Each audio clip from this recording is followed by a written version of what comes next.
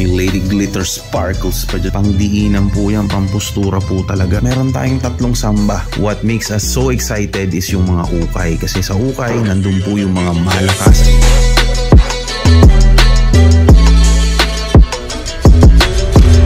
Isang hindi kilalang persona ang nagmamayari na nito.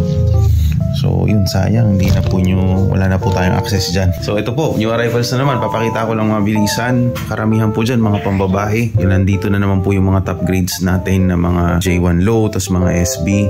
So hindi po tayo masyadong excited dyan kasi top grade nga, madaling mahanap po kahit saan, kahit saang tindahan meron pong top grades. Pero what makes us so excited is yung mga ukay. Kasi sa ukay, nandun po yung mga malakasan, mga lehitimo. Siyempre magandang klase kahit second hand, pangdiinan po talaga. So halimbawa, itong Air 720 na pang babae. Ito yung parang napansin kong pinakakaiba dito kasi parang sandal siya pero ang taas, Air sole. And usually po pag mga Air sole, pag second hand medyo malambot na, ang iba butas pa, pero ito po ang tigas niya. Parang brand new condition din siya. Magmula sa stitching, sa leather na ginamit. Proud na proud po ako dito sa pambabaeng to. Sana maunahan nyo. Parang mga 3 inches ang itataas nyo dito. 5.5 lang po para sa malitang paa. And yun, pangdiinan po yan, pampustura po talaga. Kaya ayan, unahan nyo sila. Yan yung dapat nyo abangan bukas. So ito pala sa mga top grades natin, yan may mga Travis Scott, may mga SB, may Kentucky, may SB Shadow, may Year of the Dragon. Yun yung mga common na Panda Shadow, tapos triple white na J1, Cardinal Red. Meron din palang undefeated dito, M2K Techno, tapos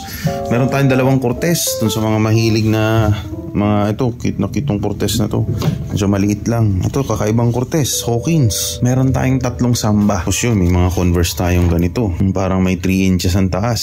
Tapos ito, meron tayong mga pang rockstar na Converse din. Yan. May Lady Glitter Sparkles pa dyan na Converse. Tapos kakaiba din tong Superstar na yun. Tapos pansinin din po pala tong pattern ng Vans na to. Para siyang What the Dunk. Parang pinagtagpi-tagping design galing sa iba't ibang klaseng sapatos.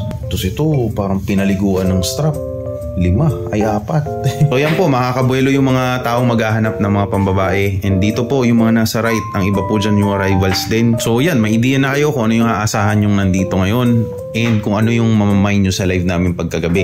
Kasi pagkagabi po, magla-live pa rin 5 to 8 para sa ating new arrivals. Kung ito yung lineup ng mga sapatos na gusto nyo, mauna po kayo at magsubaybay sa live namin. So yun, maraming salamat po sa panonood. Hanggang dito na lang.